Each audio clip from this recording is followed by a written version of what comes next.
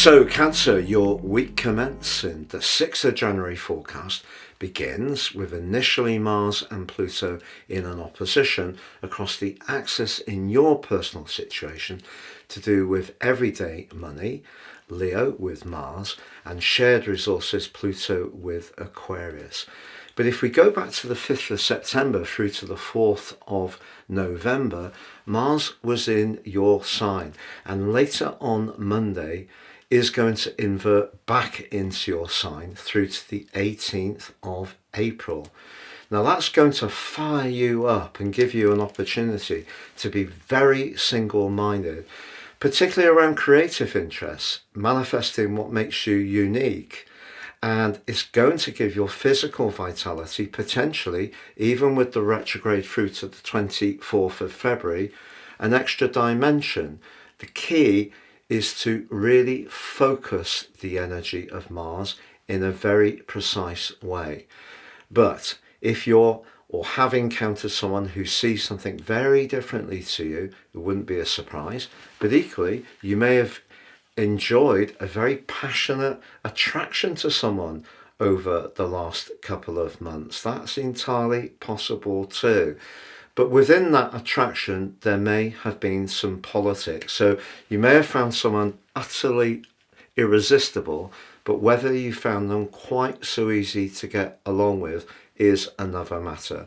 And whether it is in a romantic dimension or a colleague or a friend, really Mars inverted back into your sign asks you to be more single-minded. Now, you are a nurturer, and in fact, Mars is going to be forging a gorgeous link with Neptune, which can have a spiritual dimension in the first half of this week. And perhaps it's your leadership skills that's going to see you working with other people, perhaps those who are less fortunate. But then again, you could be the leader around a plan to travel somewhere, get together with like-minded people. So it's very exciting, but there are some complexities threaded in there too. Now, what about Mercury?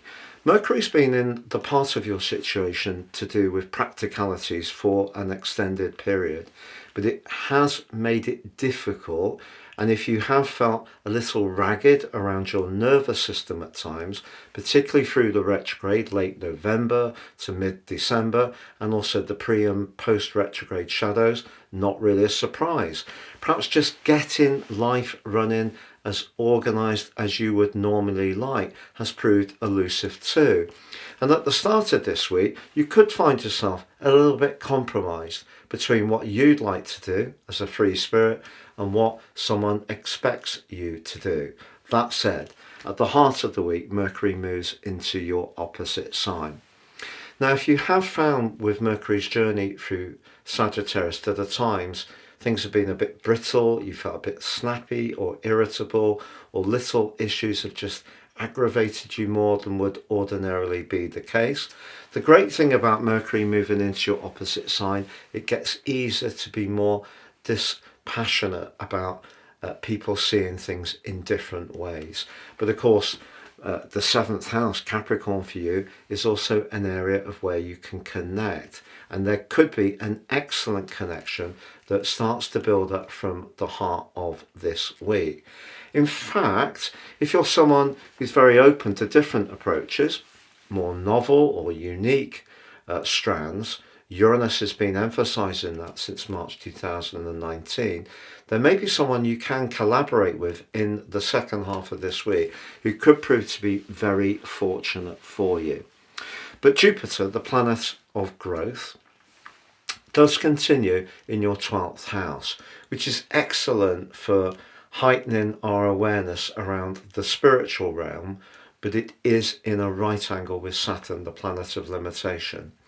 So those obligations that I feel that Mercury has been emphasizing, there could be other obligations which seem to limit your freedom to be yourself, but they may be ones that you find hard to resist. So helping those, for example, who are less fortunate may be something that's important to you, and that obviously is something very laudable.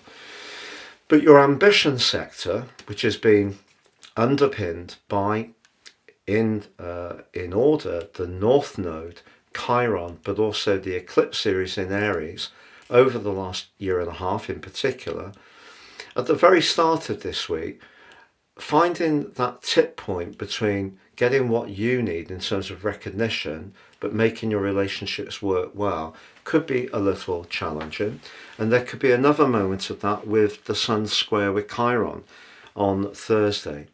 But then, as the week draws to a close, there's the switch of the nodal axis. And for you, the North Node, the point of destiny, which is almost like a collective energy which is dragging us all towards a new possibility, begins in the sign of Pisces, which of course is your sister water sign. You've had Cancer, you've had Venus, moved there last week, and Venus in that ninth house energy, wonderful for travel and experiencing a higher truth, if you like. But Saturn has made that area quite punishing at times over the last couple of years. If you have gone through some litigation, a contractual issue, there's been something that has in some ways impinged on your values. I think it's important with the North Node to understand that that actually can be an asset. It's also the case that the North Node is going to align broadly with Saturn through the springtime in the Northern Hemisphere and the autumn in the South.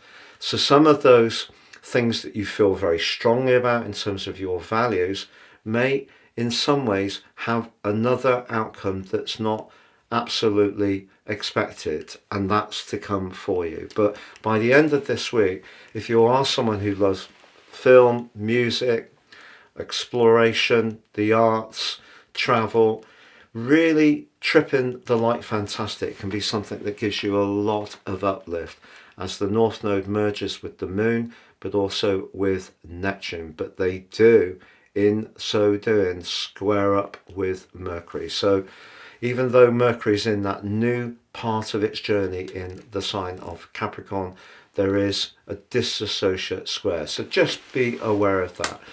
Have a great week, Cancer. And if you've yet to watch your year 2025 deep dive video, please see the link beneath this one.